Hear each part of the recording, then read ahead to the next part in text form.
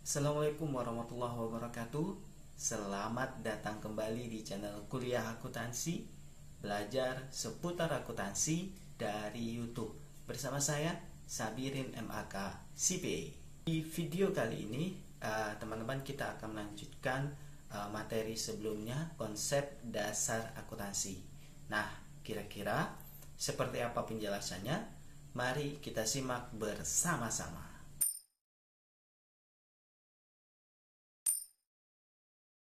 Di pertemuan ini kita akan membahas seputar macam-macam dari akuntansi. Nah, akuntansi ini teman-teman dibagi menjadi dua. Yang pertama ada akuntansi keuangan, yang kedua ada akuntansi manajemen. Nah, apa sih akuntansi keuangan itu?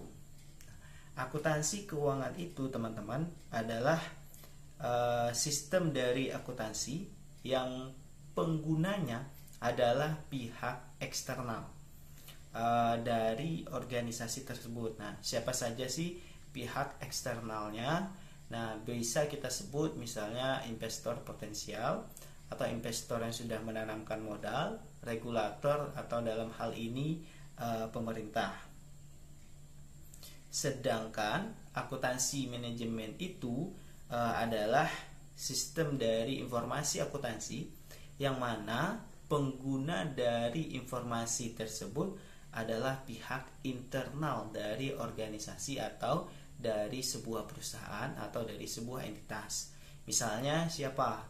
Nah, misalnya adalah direksi, manajer, atau katakanlah manajer keuangan, manajer pemasaran. Nah, akuntansi manajemen ini fungsinya adalah sebagai alat bagi manajemen untuk mengambil keputusan. Misalnya, apakah akan ada diskon terhadap suatu produk, atau misalnya, karena kesulitan ekonomi di tahun ini, apakah akan ada keputusan untuk pengurangan karyawan atau yang lainnya.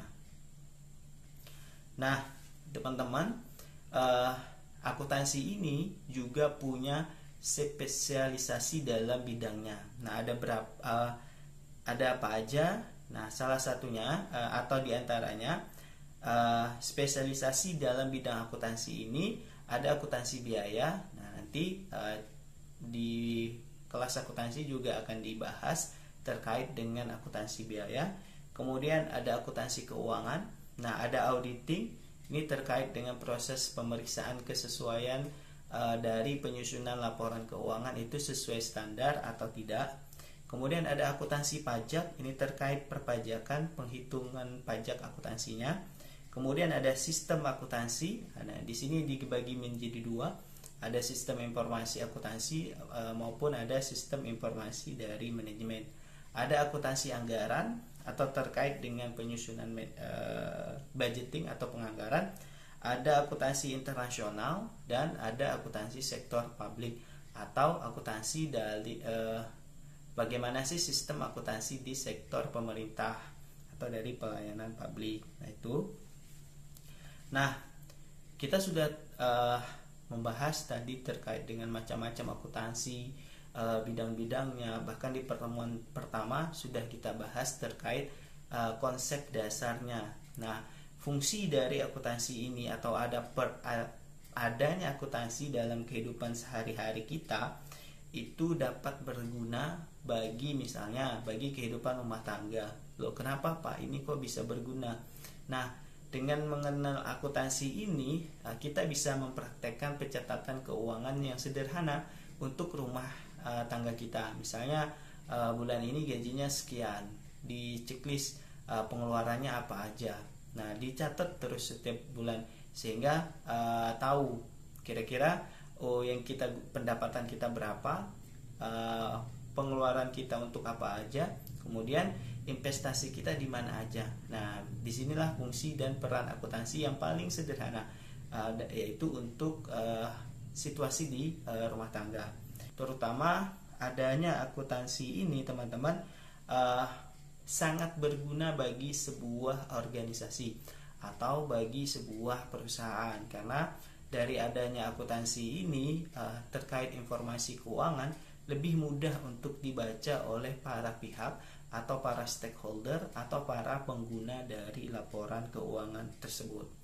Nah, sementara apa sih peran akuntansi bagi dunia bisnis? Nah, di dunia bisnis peran akuntansi ini sangat important atau sangat penting ya teman-teman.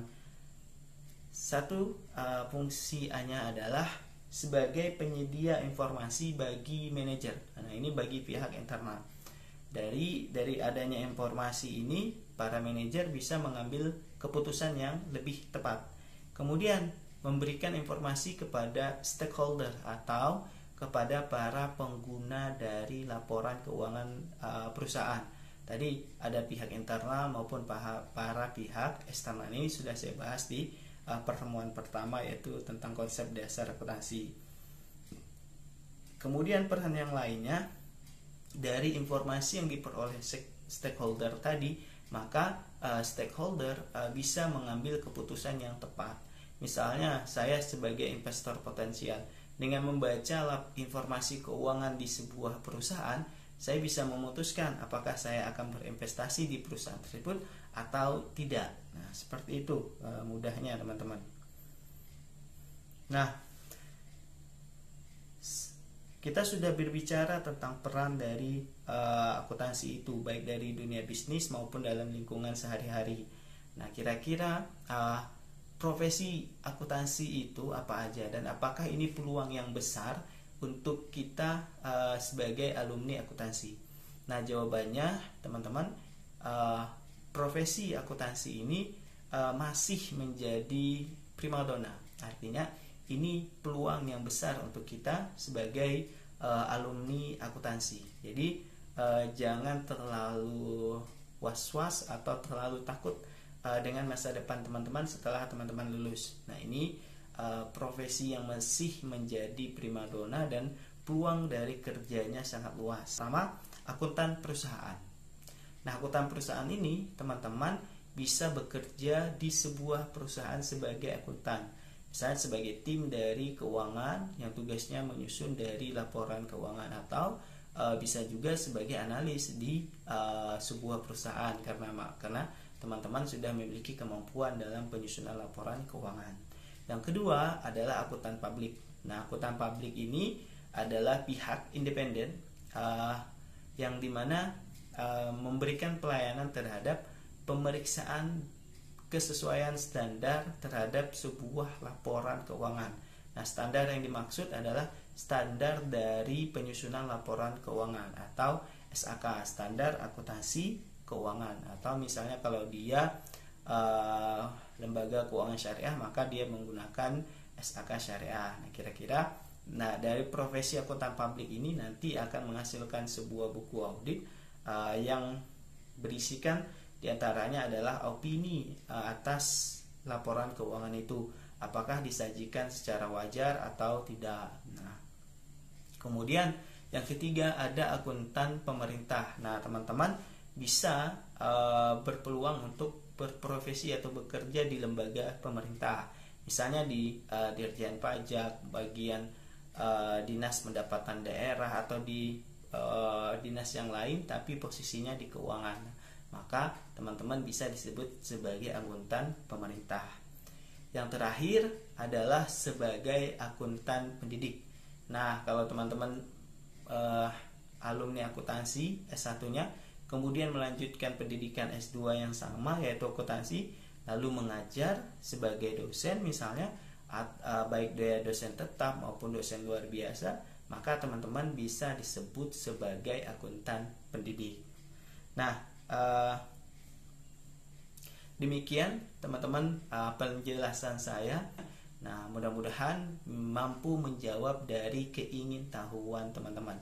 Jika ada pertanyaan, jangan lupa untuk komen di kolom komentar. Nah, nanti akan saya jawab satu persatu pertanyaan teman-teman.